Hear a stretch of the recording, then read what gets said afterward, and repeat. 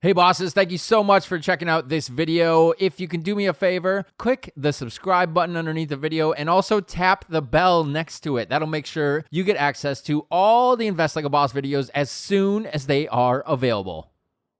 Welcome to Invest Like a Boss. It is episode 175. My name is Derek Sparts. Just got back from a trip from Minneapolis. Got my 3 days of cold in for the year. Back to warm, sunny Los Angeles. As far as I know, Sam is island hopping somewhere in Thailand. Where are you at, Sam?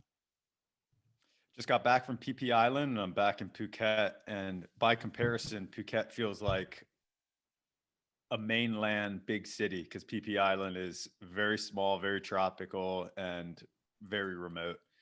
So actually, a couple of days there felt good, was nice, but I'm glad to be back to the bigger island of Phuket.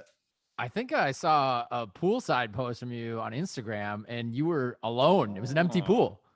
You've been checking out my shirtless photos on Instagram again, have you, Derek? I keep catching you doing this. I almost slid in the DMs, but I held back.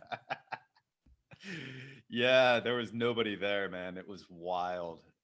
And even like we took a longboat out around the islands, and all the longboat driver was just like, you'll never, ever in a lifetime see it like this again. We're just going into all these little coves where on a normal day, when there's tourists there, there'd be 50 other longboats and big motor tour boats. And there's nothing. We just like had all these islands to ourselves. It was pretty awesome. It felt kind of like James Bond back in the day, Nice. He's kind of going through there and just all quiet. So pretty sweet experience.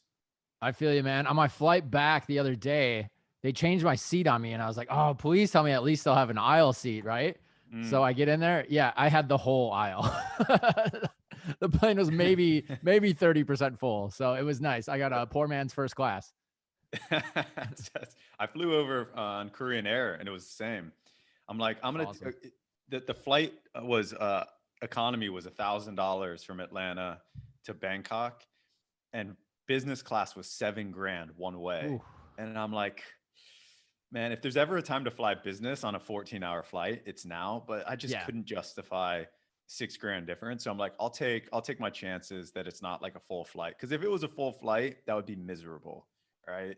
They're like, totally. they're not serving anything. You can't really like do much. You just sit there with your N95 mask on. So, but I got lucky. Yeah, they only had one person per row on the entire flight, and they designed it that way. So it was awesome. Totally was a good call on flying economy. The best is they're all over you to keep your mask up, and then 5 minutes later, food and drinks. What?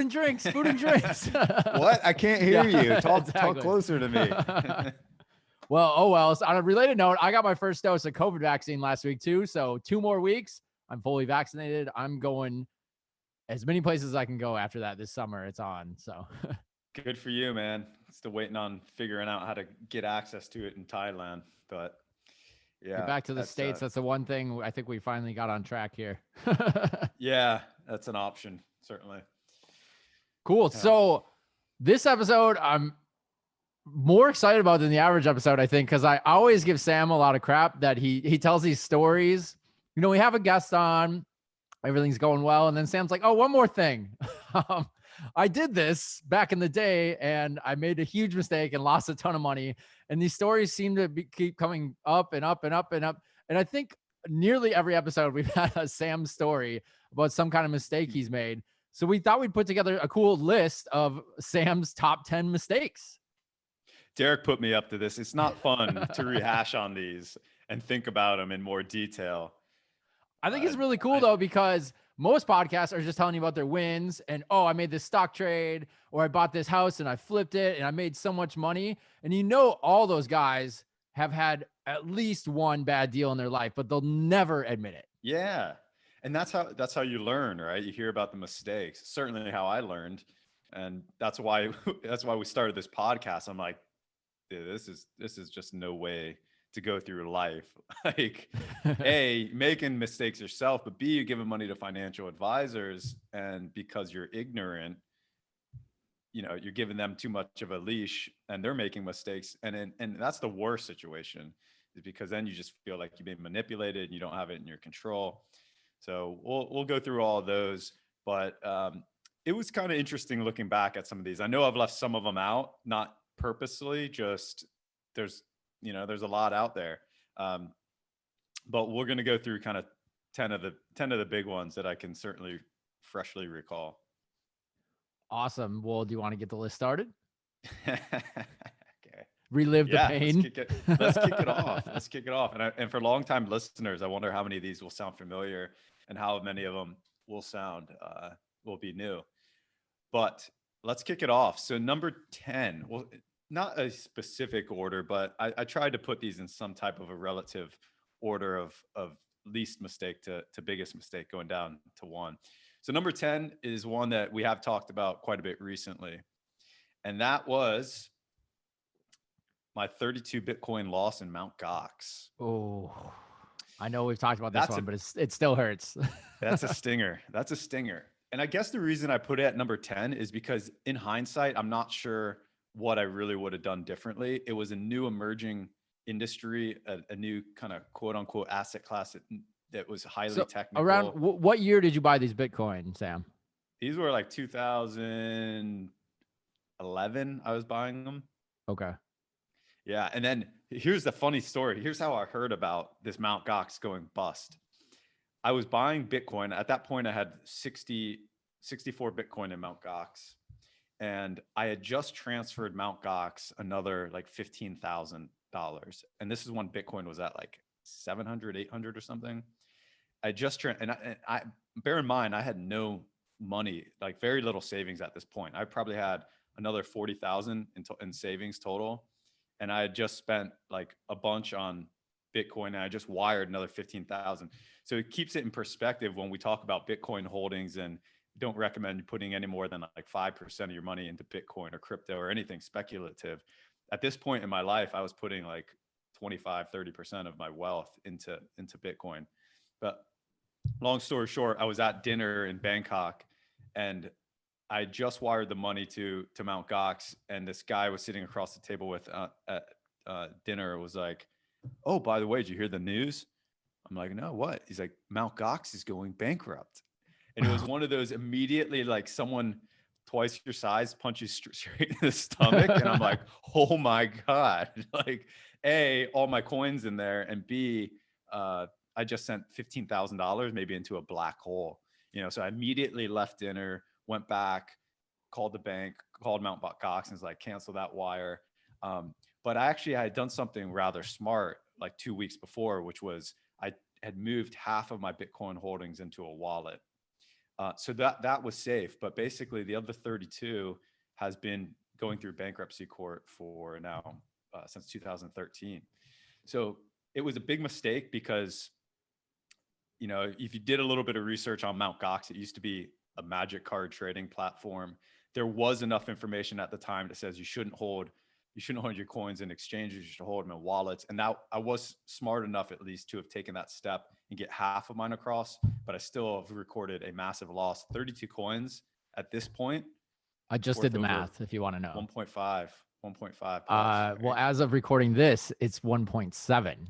So add a couple 100,000 more to it, Thanks. Sam. Yeah, You're welcome. Just step on my head while I'm down, buddy. Well, on the bright side, it sounds like you're gonna get maybe some of them back. Maybe. And do you still own the other half of the wallet? Yeah, I still own a fair amount of those, but I did sell quite a few on the way up. But I still have a significant holding. So all in all, great decision, but being a little bit smarter about protecting assets and protecting those, even at that point, it was a relatively small amount of money. We're talking 32 Bitcoin back then wasn't a tremendous amount of money as it is today, but well, on the bright side, I could see you just as easily thinking in 2013 or 14 going, why do I even have this? This Bitcoin's not going to do anything. I'm just going to sell it and move it somewhere else. So maybe it's a blessing that even if you only get half of your coins back or a quarter of your coins back, the rise in price is so much that, maybe Oh yeah, it'll be that you're up. just going to It'll get be more up. back anyway. So Yeah, it'll be up.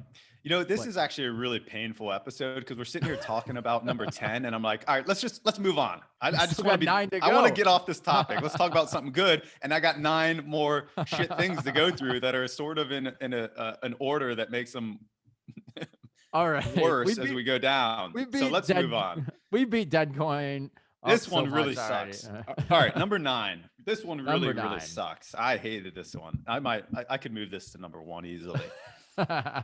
When Yeah, you got to was- explain this one. I'm not familiar with this one. Yeah, no, this one was painful. So when I was, how old was I? Must have been like 23. And I got introduced to this group that was taking an old, they were taking an old search engine. It was called a meta search engine called Fazzle. And they had found the guy that owned it, and they wanted to raise money for it and rebuild Fazzle to compete with Google and put a bunch of AI into it and stuff. And it was, it was this really interesting idea for a 23-year-old entrepreneur to kind of get into. And I had built and sold a company in college, and went and worked for this company called college.com that was a startup, and they ended up just folding it and selling the domain for like $5 million or something. I was gonna say, great domain name though. Yeah, back when domains were just like gold, right? So, then I end up like going and doing road construction because I was like paying the bills, $11 an hour or whatever, until I figure out the next thing. So then people had learned a little bit about like my early history as an entrepreneur, and I got introduced to one person who introduced me to these guys that were rebuilding this company called Fazzle. I'm not even sure if it's still up, but they wanted to make me the marketing director. So we went around South Florida, and we're like actually pitching this to venture capitalists and stuff like that. And I was the marketing director. And they asked me, the group, we've been working on this for 6 months, say, hey, we need to raise, $50,000 quick, just so we can start putting money into design and all these things that are going to be needed to raise the money to get this thing really going. And so they asked me like, hey, do you want to put in a little bit of money onto what's called a convertible debenture, or called a convertible note. Mm-hmm. And I had asked one of the guys in the group, like, do you think it's a good idea? And he's like, yeah, I think it's a great idea. I didn't know much at that time, right? But I had a little bit of savings. I had probably like 30 grand worth of savings. So I'm like, all right, I'll put half in. Hey, for a 23-year-old kid, have 30 grand in savings. I sure didn't have that. Yeah. So that was good. So I put 15 in, and things pretty quickly unraveled. And what I realized is, like, I didn't even ask, are you putting money in? No, I'm just like the 23-year-old is putting 15,000 and bankrolling this for like all these 50-year-old, corporate. So were guys. you out getting money from other venture capitalists as well, or was this? The discussions were going on. Okay. Discussions were going on, but we realized like we needed money just to like build out kind of more of a proper concept for the business, a proper business plan, designs, a basic website, things like this. So I was like, it would have been very simple now in hindsight, say, look, I'll put in money, but you guys are putting in money too, or I'm putting in money, but more preferred terms. But I just, I didn't know. I was just giddy about the opportunity. So I'm like, sure, I'll trust you guys, right? Put in 15,000. Pretty quickly thereafter, things unraveled. And mind you, I'm still doing like road construction at this time.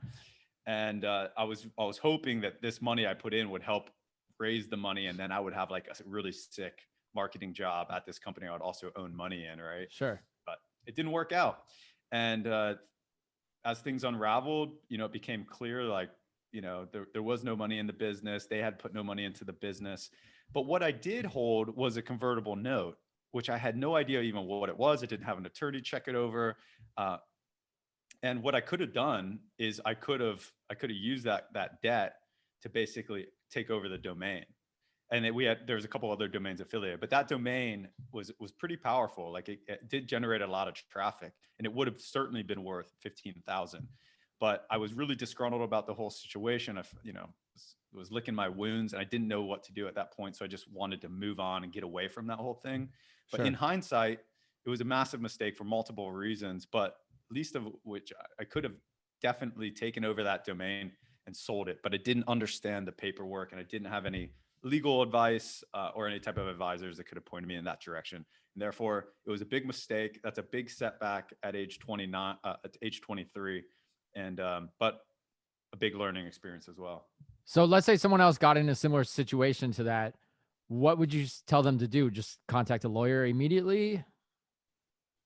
Well, you never want to get into any type of confusing paperwork without an attorney, right? Sure. I mean, you can have the best paperwork in the world, but if you don't understand it and you're not willing to enforce it, it doesn't matter, right? So you got to understand the paperwork. Anytime you're going to do something like this, it's worth it. Even on an investment of say 15,000, it's worth it to pay an attorney $500 or $1,000 to understand it and make sure you know what recourse you have if things don't work out. Good advice. So I'm adding up so far, Sam. We got 1.7 million plus 15,000. You're a jerk. Let's move on to number 8. I think this one's personally, from what you've said about it, would sting to me more personally than any of the others, even though it may not be the most amount of money. So let's talk about number 8. Yeah. So you'll start seeing there's a bunch of losses in the early days. You know, there's a bunch of losses from basically college through college kind of age 22 to 24. So what happened after road construction is a buddy that I had done had sold the domain recently called me up and was like, "Hey, do you know how to run Google Ads?" And I'm like, "Yeah." Even though I didn't, but I went home and researched it. Yeah, I got Google. I'll figure out. Of course I can. Yeah, I got a Gmail account. It should be no problem. And anyways, he's like, "Well, there's this thing called affiliate marketing, and it's like the new Wild West, and there's like a lot of money to be made in it. You have to know how to run Google Ads, basically.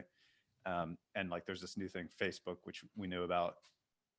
And so he's like, "Do you know how to run these things?" I'm like, "Yeah, of course." So I go home and research it. He shows me how to do affiliate marketing, and we start making money doing affiliate marketing. So I go kind of from that loss at Fazzle to actually starting to save some money again at a pretty significant rate. Well, then I have a really good friend, my best friends that I went to college with, and was sort of an early mentor to me in the fraternity and college days. And he was a really successful guy online. And he took all of his money that he made online during college, which was like close to $1 million.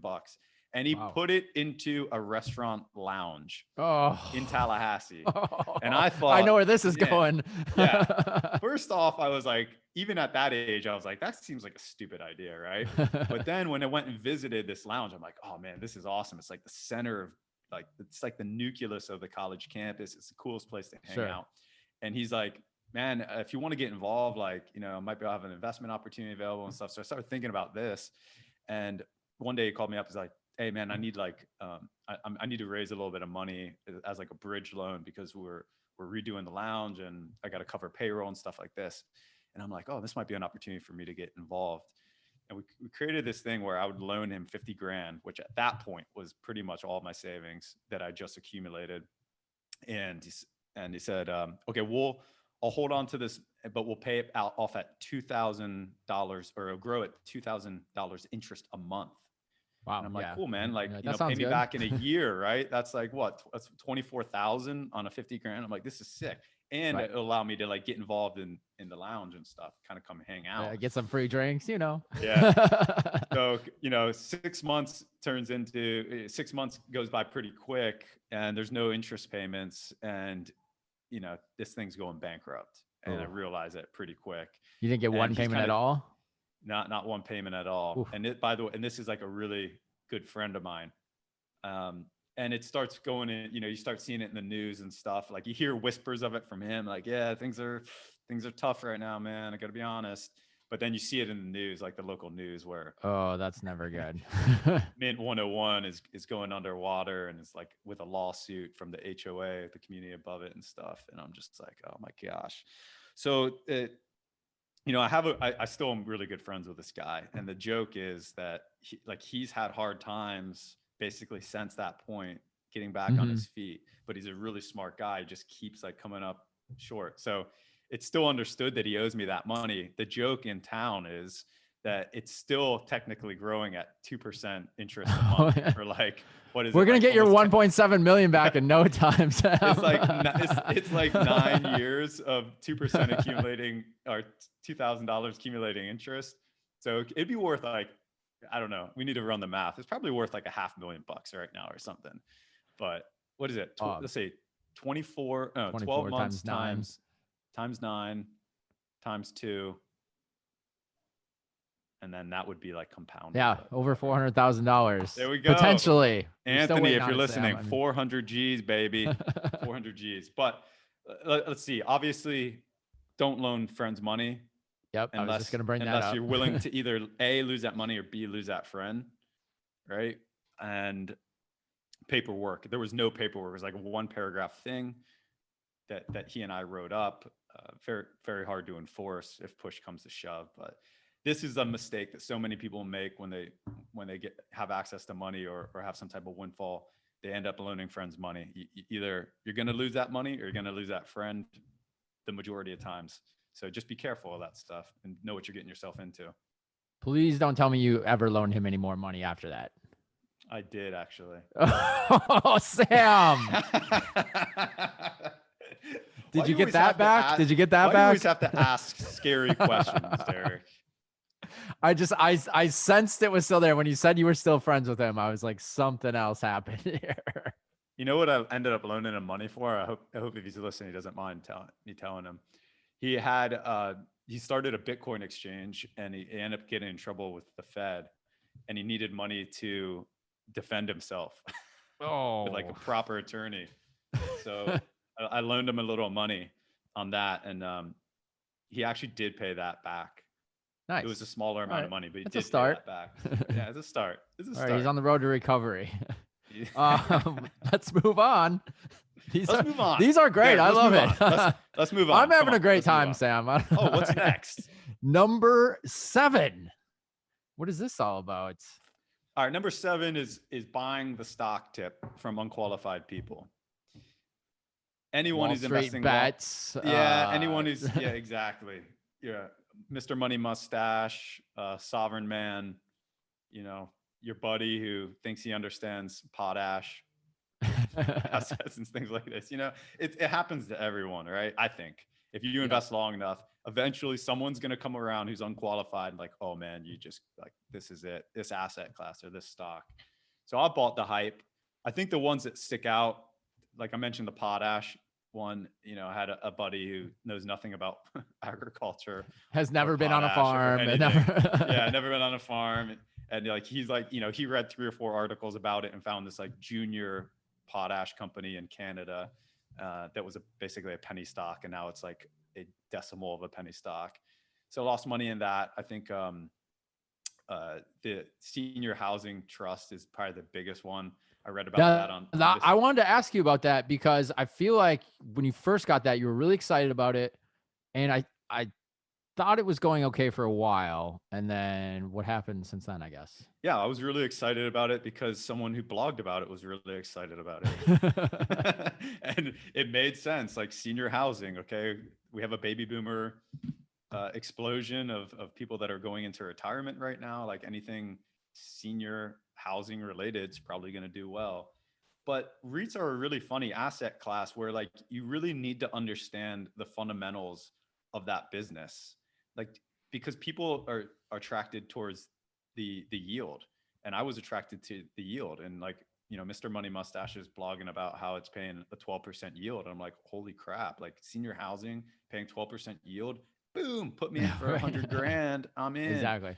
And then like the price started dropping, and as the price drops, guess what happens? The yield goes up. down. And you're like, wow, now the yield goes up for a while until they cut the dividend. And then they go, we can't afford this anymore. So and this is what happened. So like I'm buying on the way down because I didn't understand like this very fundamental way that it's going to work, right? And really what you need to be doing if you're buying REITs, you need to like, you need to understand their P&L and their balance sheet. Mm-hmm. And so one of the guests that we've had on the show, Michael Foster, he knew I was in senior housing REIT, and he like wrote me one day and he's like, hey man, and like, he's an analyst. He wrote me one day. He's like, I know you're in senior housing properties, and I have to say, man, I just looked at like their financials, and I think you need to cut and get out of that immediately. He's like, there's no way they can pay their dividend. They're about to slash it. When they slash it, the price can drop even further. And I'm like, I've already taken such a haircut on this. Like, I'll stick it out. And sure enough, like 2 weeks later, they cut their dividend from like 14% to like 2% or some crap. I think that's the hardest emotional thing, is just being so stubborn in your head that I made the right move, to just not get out and cut your losses at the right time. And it just gets worse and worse and worse. And I think that happens to a lot of people. It's happened to me for sure on stocks that I've bought. And I go, oh no, it'll be back. It'll be back. Yeah. Yeah. And I've done this too, of like Sovereign Man. I think Sovereign Man is like an awesome publication, and I've gotten so much value out of it. But I've also, back in the day, they used to put out a lot more about kind of stock picks and asset classes, including like a lot of agricultural companies, mining companies, like water companies and stuff like this. And I'm like, oh, all this makes sense. So I used to buy those, and pretty much all of them did bad. And I think it just goes to show, like, if you're going to invest in individual stocks, you either really need to know, like, analyze them good and have a good feeling about them, or you need to be a user of that product yourself, right? You need to believe in like the mission. Say like Tesla, for instance. If you own a Tesla car and you believe in like what they're trying to do in that mission, cool, take a punt. But for you just to read something off of a blog and go and buy a big allotment of it is, you're playing with fire there. And that's where I've got burned on those things. But all lessons to be learned. Yeah, definitely looking into the financials of any company that you're investing in, not just build off the hype. Although you love your Tesla and that's paid off. I vehemently disagree with Tesla and their business. I agree that they have potential to be great, but their value is insane. The fact that they're valued higher than Ford and GM combined in their stock value is insane. Stop when they're 1% of the to market. A car company, small-minded. And by the way, man. you are right now, you're talking bad about Mother Teresa, okay? Anyone who roots against Elon Musk, we need to get him on Mother Teresa. We gotta get him on the podcast. I'm blowing it now. So. Yeah, and get him on the podcast and then compare Tesla to a car company and see what he says. All right, we had our one Elon moment. Number 6, Skywolf. What's that all about? Oh, let's move on. Oh, no. we got to hear about it now. Oh, all right, Skywolf. After I sold SkySig in 2013, had this opportunity to back a flipper in South Florida. And this guy was going around and finding kind of all these distressed properties, buying them with cash, rehabbing them, flipping them. Margins were pretty good, like 30% or something. Around what year are we talking about? Is this before or after 08 recession? 2013, 2014. Okay. Yeah. So, and I had 2 guys that I had done business with before that I trusted, and they knew this guy and said they looked into it. Everything looked good. So we said, okay, let's do 1 or 2 properties together. So we each put in, what did we put in? We each put in, I think, 50 grand, and we did 1 property and it paid off. Did 1 property, it paid off. We each made like, I think 14% on our money pretty quick, 4-month turnaround or something. So I'm like, cool. Yeah. So guy calls up, he's like, I got another property. It's a little bit more expensive. Let's do it again. So we ended up wiring him 100,000 up front so he could put a deposit down. But the contract that we had with him before was only for 1 property. It wasn't for like a fund that we were going to be doing. And so we just sent him, I have to say, it wasn't me, but they just wired him $100,000 to put a deposit down on this new property, but no paperwork. Well, this guy dipped out and we never heard from him again. Walked right away with our 100 G's. 100 grand, nothing. You had no way to claim that it was money owed to you. No paperwork. That's right. You said free and clear 100K. Yeah. So that's one of those kind of knee breaker moments where you're like, who do I know that needs 5 grand that's willing to go take a club to this guy's knees? Like, I mean, I had thoughts like that for months, but so did you ever track him down? Yeah. I mean, he probably could track him down. It's just he's not a guy that's like on Facebook. He's just this weird, like Crocodile Dundee style character and that runs around South Florida flipping homes, but has like no, no web presence, nothing. He's just like this little Oh, I was gonna say this sounds like one of those contractor. one of those movies where the guy goes off to the Caribbean and then gets a 22-year-old Yeah, girlfriend and starts blowing all the money. I would be real mad if that was the case. If he's just buying Campbell's soup and stuff with 100 grand, then but if he's like really enjoying it, then I'll be real pissed. But yeah, what do you do in that situation? Like you basically just have to say, all right, like let it go. Yeah, You can go, you go chase him down. What are you gonna do? Call the police on him? yeah, and then You're gonna go pick a fight with him, yeah, he's more desperate than you, Exactly. So, oh, this is so painful, Sam. That one sucked. I'm hurting for you. So, all right, we got Sam's first 5. Thanks. We're gonna get to his top 5 right after we take a really quick break and hear from our sponsor of this episode of Invest Like a Boss. Hey bosses, let me tell you about our sponsor for this episode, Indeed.com. Indeed is the largest job site in the world. In fact, they're responsible for 4 times more hires than all the other leading job sites combined. So they know exactly how important it is to find you quality candidates and fast. In fact, they just got even faster. They have this new feature called Instant Match. Here's how it works. You post your job and instantly Indeed searches through millions of their resumes on file and finds you a short list of quality candidates instantly. If you want to take advantage of this new Instant Match feature and also get a $75 credit to boost your job post, it's easy. Just head to Indeed.com/iLab. That's Indeed.com/ILAB. You'll get a $75 credit to boost your job post, and it's their best offer anywhere. So check it out. Indeed.com/iLab. All right, let's continue this episode. Okay, we're back.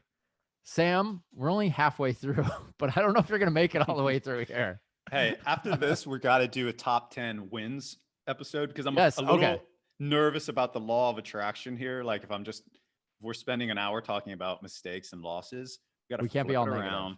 We got to talk about all the major wins and all the wonderful things I got coming on right now, right? All that. We're gonna put those positive vibes out in the air. Get that chi. Coming up next, Sam's top 10 wins, but we got 5 more losses to go. Let's talk. Yeah, let's number just breeze 5. through them, baby. Breeze through them. I'm really into this one because I want to do an episode on this topic really soon too. So what's number 5? Number 5 is storing gold, physical gold in my friend's vault in China. But it's really just storing a valuable asset at a friend's house. That's what everyone needs to think about, right? So when I was over in China for SkySig for the business, doing manufacturing, I was also traveling quite a bit, different places, and I had this little bit of a hobby and it was inspired kind of by Sovereign Man about buying physical gold. And so I would go to some of these places like in Hong Kong and Singapore, and I would buy gold that was minted in that country. But then I needed a place to store it. Really, really difficult to get a lockbox in anywhere at that point in time. It still is in like Hong Kong. But when I would go travel this place, I would buy physical gold, a couple gold coins, and I would bring it back to China. And I was basically living at the factory. I had an amazing relationship with my business partner there. And I'm just like, hey, can I just store my gold here until I get a safety deposit box? And he had a safe. So he's like, yeah, no problem. So I'm like putting gold into his box every time I get there, And one day, I hadn't been at the factory for like 6 months. One day he sends me a photo and the safe is gone. It's just gone. And he's like, man, this is really bad. And how big of a safe are we talking here? Huh? How big of a safe are we talking here, like size wise? Let's say let's see, like my upper body type of thing. Okay, so maybe like three feet or so. Yeah, something like that. And so I would say I think I had like 20,000 worth of gold in there. Oh. And he also supposedly had like 150,000 worth of gold and cash and stuff like that. But to me, it looked like, okay, all you have to do to send that photo is like have 2 strong people move that safe out of that location, take a photo and tell me it's gone. So you never physically went back to verify this? Well, I was like in the UK at this time. Okay. So they're just sending me a photo from China saying, safe's gone. And he knew how much money I had in there, you know? Right. And so at this point, I'm like, oh man, this is so awkward and horrible. And I'm kind of waiting for like, what's his response, you know? Like, whose responsibility is it? Clearly, if it was stolen, I don't think he's responsible, you know? Like, Right. he was doing me a favor. I took the risk. But then I'm thinking like, but was it really stolen, you know? Yeah. So it was just really uncomfortable and awkward. And like a week And you're later, still he's doing like, business listen, with this person at the yeah, time we're too, still right? doing big Right. business with them, right? And like it's a very dependent business. Like I need him, he needs us, type of thing. Yeah. So like a week later, he writes me like, man, I feel bad about the whole situation. So let me just wire you money. Okay. And I'm like, Did he? what do I do? Do I accept that? Do I not accept it? You know, so I'm like, you know, at that point we had such a put through of business to him that like that type of money wasn't really anything to him. So I'm like, all right, cool, man. Like I appreciate you taking care of that. And like the next day he sent me a wire for it. Oh, nice. And yeah, so, but that was just, I was made whole in it, but it made it could have been, I mean, it was a really uncomfortable situation to say the Totally. least, but I never should have put him in that position. I really shouldn't have. I mean, it's just, it's a no-win situation for him, right? Yeah, when and there's money who like knows that what around, happened if it was all on the up and up, and who knows, some employee at the factory could have seen you bringing gold in there, and they That's grabbed right. that, and that very much could have played part in what happened, right? If it truly was stolen, you know, I'm coming in, I'm flying in, I'm giving Dan envelopes of cash and gold.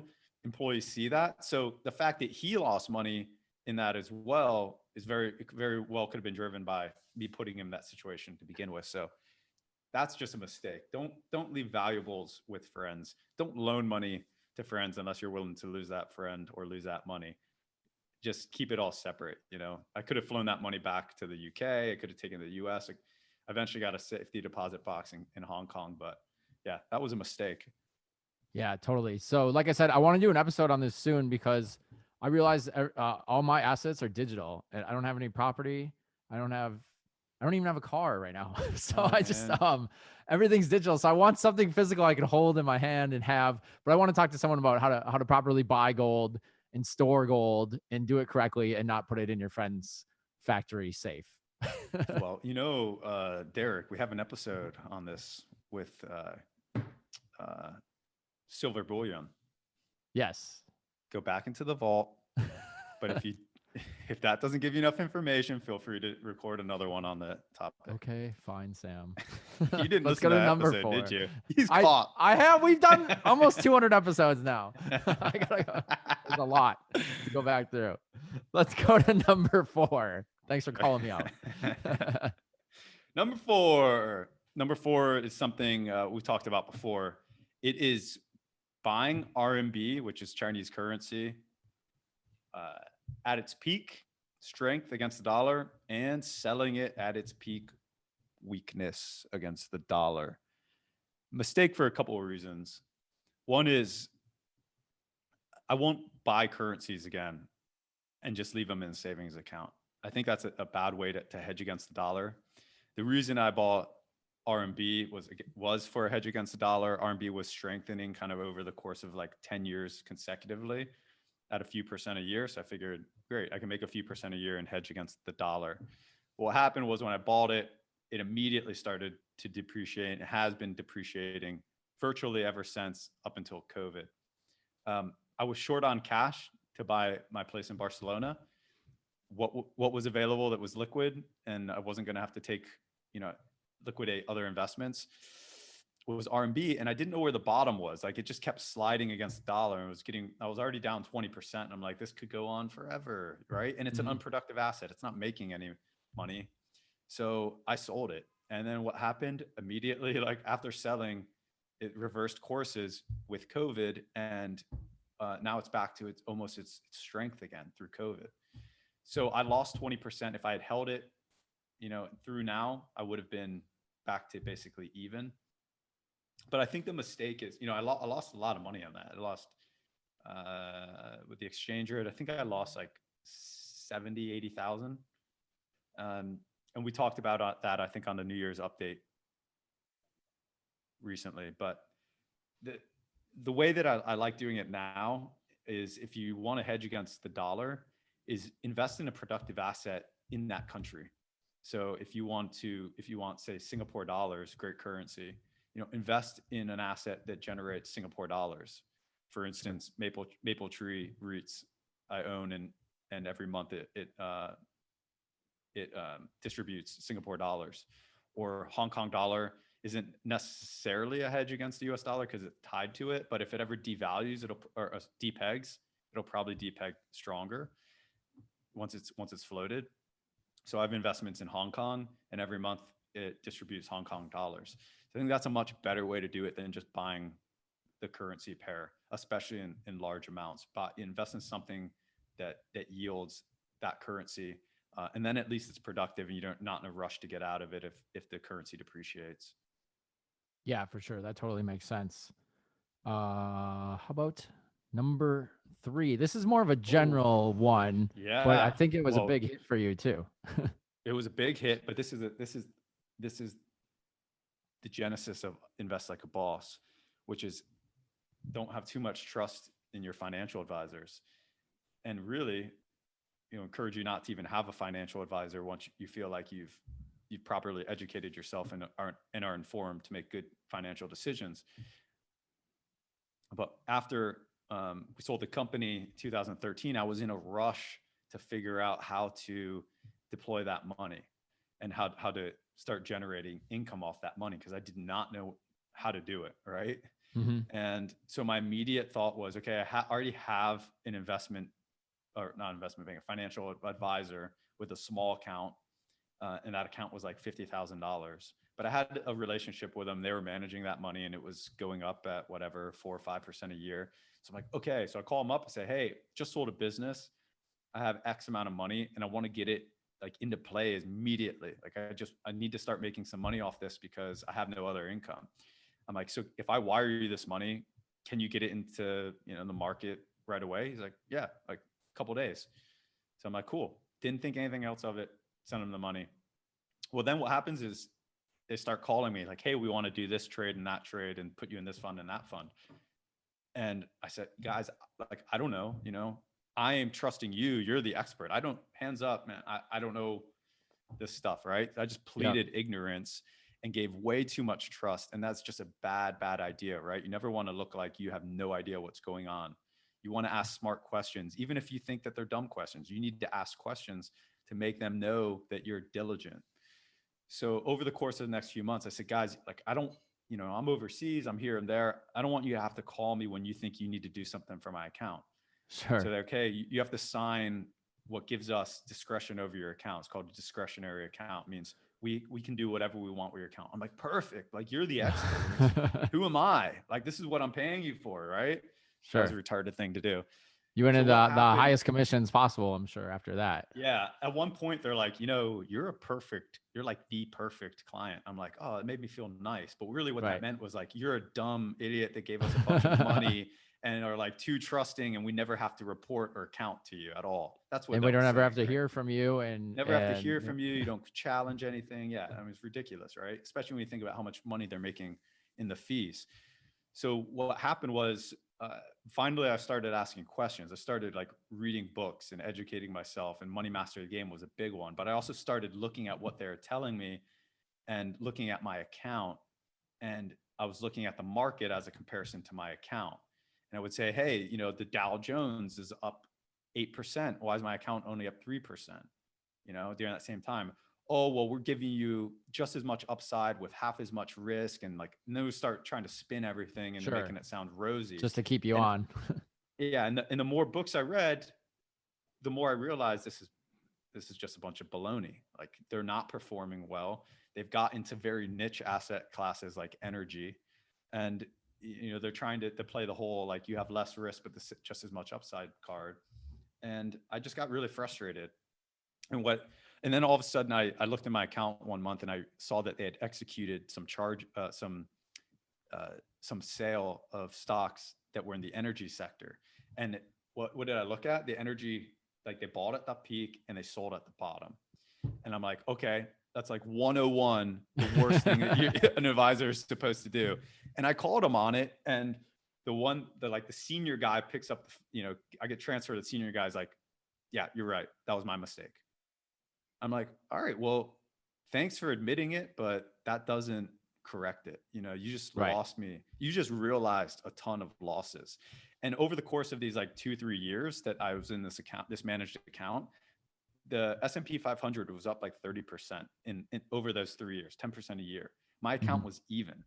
So that's a 30% opportunity loss if I had just done it myself and been in my current allocation or just been in the S&P 500. But also because my account was even, a lot of that was fixed income and dividends. So I'm paying tax. So even though my net balance is even, I gave them X, it was at X 3 years later. I'm paying taxes on that because it's generating fixed income and earnings. So I actually had a loss, right? So I was just, I was beside myself at that point, just in terms of, well, if I had grown my money at 30%, that was incredible amount of money to me at that point. And I just lost 3 years. I just lost 3 really valuable years. And I had been spun and manipulated, what felt like I was being manipulated by, the smart words and the suit and tie of the advisors. And that's what really, really drove me to go overboard in learning and understanding this stuff and the starting of this podcast. And that was really, really painful, but so you said now. You said that was right after you made the exit from SkySig, right? Yeah. That's when I put the money into those accounts. Yeah. Those who aren't familiar, Sam had a multi-million-dollar exit from a company he helped start called SkySig. And so what percentage of, of the sale of the this new money you had just come into, what percentage of that did you give to these guys? 40%. Okay. About 40%. It's obviously a huge chunk of money. I'm just curious because from what you said, it wasn't like you weren't interested in investing in. So most guys, I guess that aren't into investing or into the stock market or anything like that would just give it to someone and go, okay, take care of it. I don't want to deal with it. But you're not that kind of guy. So that seems like a really surprising move, I think. Was it because you were just burnt out from the business and you had to say a big windfall and you just didn't want to deal with it, or? You got to keep in mind, think of all these mistakes that we've already talked about. A lot of these mistakes happened before I sold the business, before I was 30 years old, right? So I didn't have a lot of confidence that I knew how to invest properly and knew how to analyze stocks, funds, investments, and or paperwork. So I wanted somebody who wore a suit and tie and sat in an office all day and supposedly did this all day. And there was a bit of history that I had. I mean, a small account with them, but it was making 4 or 5% a year. So I felt like, okay, it's somewhat safe, right? Like they're not going to do worse than the market. Of course, that was an ignorant thought. And so that was the quick way. When I had the business, I was living off of that business credit card. Sure. I wasn't taking a lot of salary or anything, but every expense in my life was paid for. And when we sold the company, everything was back on my dollar. So now I had a bunch of money in the bank, but I also had all these expenses. Each month I'm looking at my expenses like, wow, like I actually live a pretty expensive life. Now I'm having to pay for all these. When you got to pay for it, it's expensive. I got to pay for all these flights. And I'm like, it's going to be years before I make income again, because I'm not going to get a job. So I have to build something again. Yeah. So I have to make this money work for me. Yeah. So the quickest thing to do is give it to advisor. And I think that is the route that, 90% of people take when they make money. They don't know. They spent all their life as an entrepreneur figuring out how to build and sell something, but they haven't thought about how to make that money work for you through investments. Yeah, totally makes sense. All right, we're getting down to the wire. Number 2. Number 2, another painful one. Oh, man. We're almost there, Sam. All right. So number 2 has to do with stock options. And this is really important because there's a lot of opportunity out there with stock options. There's this big move, especially with millennials, to get involved with small business instead of big business. And when I was in college, after some of the stories we talked about earlier with Faisal and the road construction, after doing that for a few months, kind of getting back on my feet after that loss, I got an opportunity to work with a startup down in Miami. It was called Booked, and it was a great. It was all around. It was a great experience. We took this from a paper concept. I met these guys in Miami. They literally like showed me a piece of paper, like, here's what we want to build, and we're both technical. We just need someone to manage the clients and like the kind of business lingo and stuff like that. And so we took this from like a paper concept into a management software platform for hotels. So like all the back office systems that you would need to run a hotel, from like revenue management, booking system, CRM, etc. Over the course of 3 years, built this into a pretty substantial business. And that was years kind of 23 to 25, let's say. And they had given me stock options in the company that equated to something around like 4% of the business. And again, it was like one of those things. They gave it to me. I'm like, gee, man, that's really nice of you. Like, it means a lot. I'm I'm here for the team type of thing. I didn't really do a lot of thinking about that. I didn't have a attorney check it over. I did a little research, asked a few questions, but other than that, just like kind of put it in my back pocket. And then like 6 months later, I was looking at the opportunity ahead, and I said, based on the history of this business, where it's at, I think that my stock options could be worth, $1 million, but it's probably going to take another 2 or 3 years to realize that. And at that point, I was commuting from West Palm Beach down to Miami like every other day, and it was pretty intense. And I just decided, like, is the year 25 to 28 like worth that much money? And I thought, maybe not. Like, I think I'd rather just start my own thing from scratch. So I went in, but I'm like, maybe I'll still have my options available or something. So I went in like that next Monday and was basically like, hey, I think I'm going to leave, take off, go travel, maybe start something on my own. And he's like, all right, friendly type of thing, very amicable. And so I put in like a letter of resignation, and that was it. And then like a few days later, after everything was like kind of cool and calm, and I had said like, I'll help on and support however I can. I was like, oh, by the way, like my stock options, I just want to see what the options are. Like, what can I purchase, vest, et cetera? How's it work? And there was no response for like a week. And all of a sudden I get a response from him via his attorney. It basically says, because you've already terminated, you send your resignation, you have no access to these options anymore. You would have had to exercise these options before terminating your agreement. Oh, wow. So you could have, even before the termination, there wasn't some kind of time limit? Like, you could have, as long as you knew that? Yeah, because some of the options had vested. So I would have had to pay money for them, but that's okay. Cause I had like, my options would have been like in the $10,000 to $20,000 range. So it would have been a risk, but I could have gotten them. And I was really pissed off by this whole thing, because I had a good relationship with these guys, and I'd been a really big part of building this company. And the fact that they were going to do something that was so, just whatever, they weren't going to work with me and say, oh, technically X, but hey, if you want to exercise some of these options, fine. Yeah. Like, cool. Happy That's to so do that. terrible. Maybe you can help out for 6 months, like while we transition you out, and like bring somebody new in. Like, they could have done so much, to just try to be good about it. But they just came back with like this direct letter from their attorney, and it really just pissed me off. And it was the same thing with like Faisal. Like, I didn't want to go into like a legal dispute. I didn't want to argue about it at that point. Like, the fact that they went to the attorney directly instead of just, coming to you and telling you the deal, it kind of explains it all, I think. Yeah. And so I just wanted to get away from it. I didn't want to deal with it. I just wanted to move on. It was the same type of thing with like that Faisal deal. So the funny thing is I'm still friends with these guys, but it still bothers me. Right. Sure.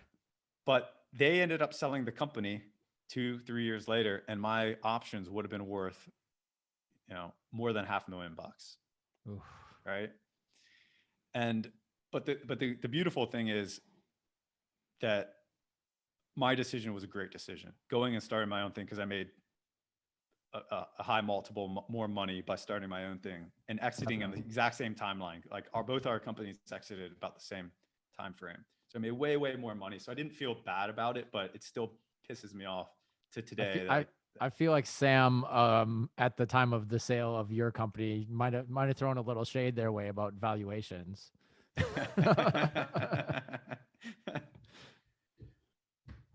Thanks, guys. So, anyways. Oh well, we did learn that it's very hard to not be friends with Sam anymore. You can do a lot of things to Sam, and he'll still be your pretty forgiving.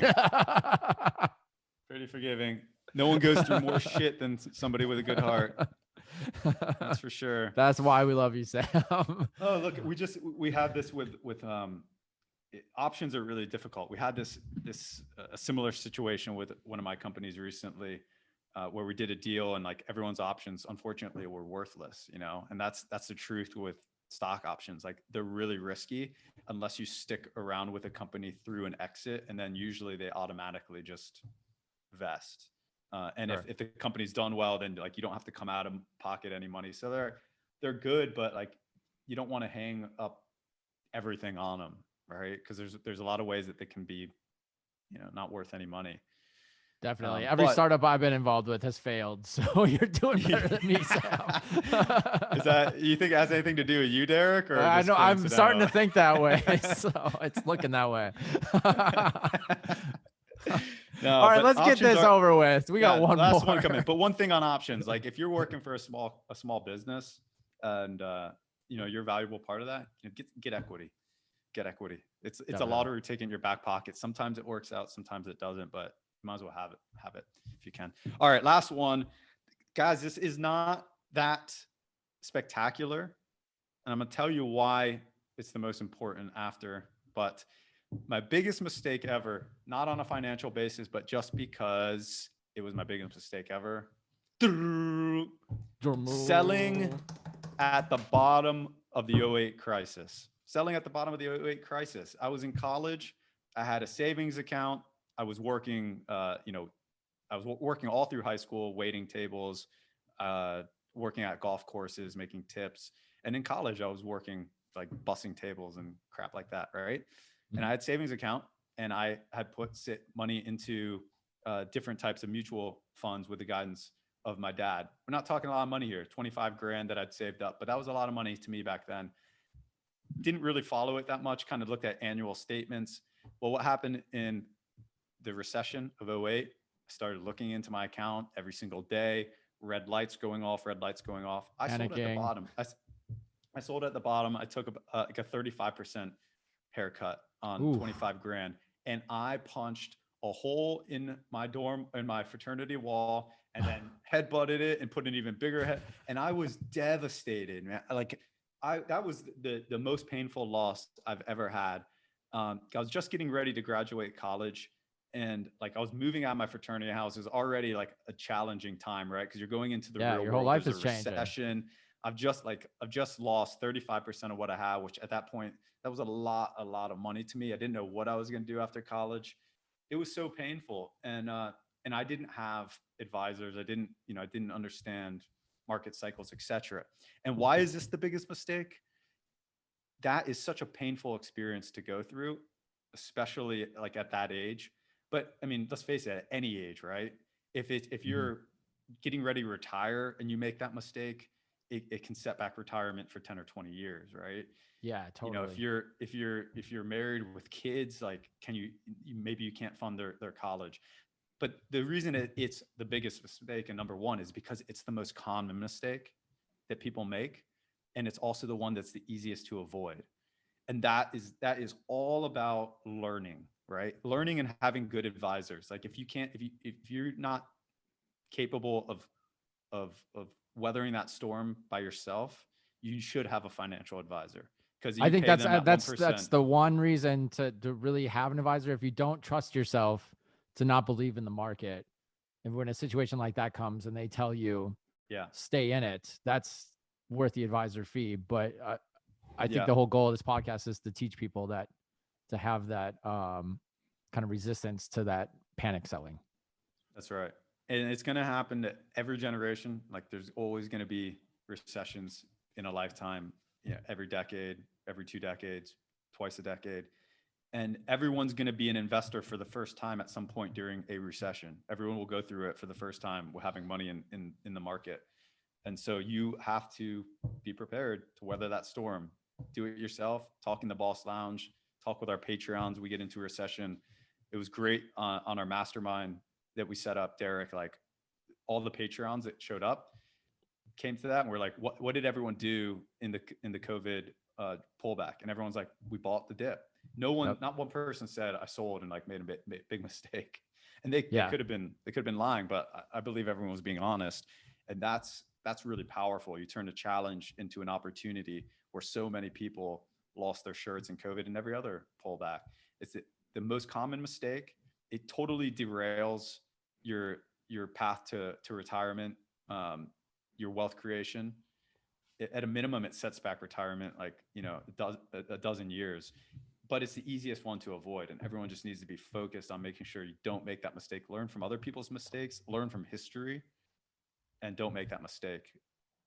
And listen to all 170 episodes because Derek hasn't. We called him on this one. I definitely wonder have, how many Sam. you've actually listened to.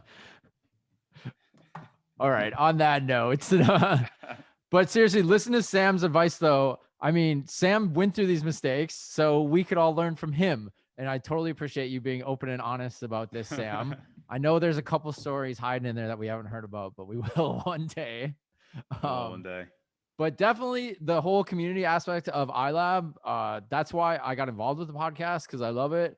And now that we have Patreon, the group in there, the mastermind group, especially those crew, they're super savvy. And they've even from the first mastermind to the second mastermind, one person in there said, I met this person from the first mastermind and now I'm making money off of that venture. And it's just really smart people. You guys are awesome. The Boss Lounge, you can join, go to investlikeaboss.com, sign up there. It's been really active lately too. People, hey, what do you guys think of this? What do you think of this? And everyone just kind of giving different opinions on different ideas. Or if you want to suggest guests for the show, we're always open to stuff. Sam and Johnny are responding like crazy in there. So a really good opportunity to kind of get invested in the community. If you're just listening to this, first of all, you're already got a huge step ahead of the average person out there. So kudos to you. Definitely. And ask questions. I mean, I think that's one of the intimidating parts of investing is people think they're late to the game and they don't want to ask those elementary questions, but just ask them. We have people all the time joining Boss Lounge and just saying, hey, guys, I'm new to investing. Just listen to a couple episodes, just started a Vanguard account. That's great because everyone starts down that path, right? It's better start down that path than start with a financial advisor, in my opinion. Just get after it early. Ask dumb questions. Let people respond. People are very helpful because they've all gone through the same thing that you're going through. Even if they've been investing for 50 years, they've all taken that journey. Just like a few things that when I look back at those mistakes that we just talked about, 80% of those happened before we started the podcast, before I was 30. And that's when I was doing a lot less investing and a lot more sporadic. So I think that's testament to just the podcast and just educating yourself, because I'm doing 10x the amount of investing now, but I'm making, touch wood, a lot less mistakes, and I'm doing much more complicated investing as well. So I think that's a big testament just to the knowledge and the people that we've had on the podcast and that we've learned from, and just applying the knowledge. And you're going to make mistakes. You just try to mitigate the number of those mistakes and the size of those mistakes. The other one is shoddy paperwork. So 3 of those 10 were bad paperwork. But remember, or non-existent paperwork. Yeah, and there's actually more. There's more that I've thought about that have gone bad because of paperwork. And paperwork can be very complicated. It can be very intimidating. But even the best paperwork in the world is only as good as your understanding of it and your ability to enforce it. Like if you're gonna write up a really good contract, but you don't have the guts or the stomach to, pursue it. If the deal goes wrong, it doesn't matter, right? So you have to make sure whatever deal you're getting into, think about it as a post-mortem standpoint. If this deal goes wrong, am I willing to enforce it? That's a question that you have to ask yourself. Obviously, in some of my deals and mistakes I've made, like I had paperwork in place. I didn't know how to pursue it or didn't have the desire to pursue it. And in Makes that sense. case, the paperwork's worthless. So yeah. So Exactly. knowledge, good paperwork, and education, you're going to avoid most of these mistakes. Awesome. Sounds good. Let's get to the 5-star reviews. We had 2 new reviews this week. It really helps you guys when you give us reviews on Apple Podcasts. Gets us to the front of the line and really gets things moving. First up, last week, MIIYC, 5 stars. Super useful podcast filled with ideas for investing as you grow your assets. I like how the discussions after the interviews are not just reinforcing the positive aspects of the guest companies, but also include potential risks and pitfalls. My only issue is that I'm running out of episodes as I listen to the show while I'm at the gym. Well, I got a solution for that. Stop working out. And then you're all good. Stop working out. Just stop working out. Work out your bank account, man. Yeah. Get gains at the gym biceps. and in your account. All right. Take steroids. One more. Stop working out. All right. Jeff Boogie writes, just stumbled onto this podcast to get myself ramped up on investing as I drove around running errands. All the conversations with my girlfriends have turned into investing, and this podcast has helped me keep up to date with trends and investing news. She does have one little gripe, though. I think one thing that would really ramp up this boss club is adding some female voices into the picture. Maybe Johnny's sister as a guest speaker. Ooh, Johnny Jen. What do you think about that? Way to call Johnny out. I will Bringing say the it was familia pretty dude centric before I got here. In the last year I've been trying to get some of the ladies on the show. Ladies man, Derek, turning it around, recruiting all the women to the Boss Lounge. Should I say how many people? I would we've had some great female guests. I want to fact check that. I actually did before this because I actually did before this. Before I got here, which is like episode 140-ish, we had 2 female guests on the show. In the last year, we've had 6. Thank you very much. Casanova over here. Charm. Right. No, but really, we're honestly, it just kind of happens. We love female bosses, male bosses, or anything in between. Anything in between. Yeah, any kind of boss. It doesn't matter who you are. You can be on. One of my favorite episodes, Sally Outlaw from Worthy Bonds. I personally invested in that. She was on episode 150. We learned about MLPs. I know Johnny has MLPs. I just recently got an MLP. Not sure if Sam does. We had Stacey Morris on with that. Lots of good stuff. We even talked about strip clubs. We had a female strip club owner. Try to find another one of those on another podcast. That's right. Two-part series, strip club owners and strippers. Exactly. We're doing our part over here at iLab, but I promise we'll get better at it. I love that, based on that last review, I love that iLab is making running errands more interesting. That could Totally. be our slogan. Yeah, let us know where you guys listen to, because I feel like the car is definitely a big listen, the gym, wherever else, because I want to know. That's some of those stats that Spotify or Apple can't give us, so it's really useful where you guys are checking us out at. Yeah. All right. With that, right, Sam, I think you got more work to do. If you could try to go work on recruiting some more lady bosses to Boss Lounge. I'm gonna go recruit lady bosses. Wink and a smile. Join the Boss Lounge. Wink and a smile. Sam is over there getting his Kleenex to cry his eyes out, reminiscing on these losses. I'm immediately deleting the notes of this. I'm actually deleting it right now as we speak. I don't want to see him. Never wants to save see it again. There we go. And I'm gonna immediately go and write up my top 10 wins.